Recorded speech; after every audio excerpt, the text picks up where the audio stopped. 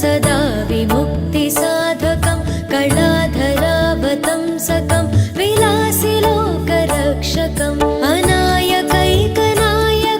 विनाशिते भदैत्यकं नताशुभाशुनाशकं नमामि तं विनायकम् पद्मनेत्रप्रथमपूज्य पावनाय पाहि मां विरजहस्तविमलगात्र पावनाश रक्ष माम्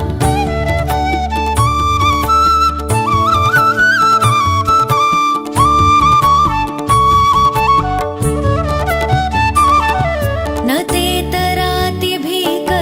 नवोदितार्कभास्वरं न मत्सुरारिनिर्जरं न ताधिकापदुद्धरं सुरेश्वरं निधीश्वरं गजेश्वरं गणेश्वरं महेश्वरं तमाश्रये परात्परं निरन्तरं दन्तिकाय धनप्रदाय देवदेव पाहि मां मूषिकेश मोक्षदाय मङ्गलाय रक्ष माम्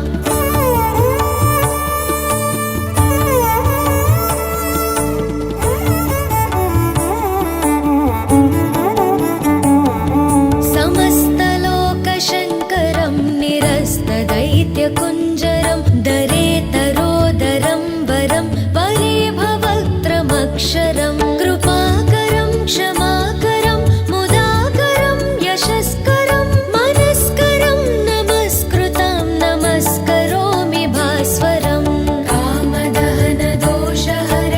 एकदन्त पाहि मां भक्तसुलभभवनुताय शिवसुताय रक्ष माम्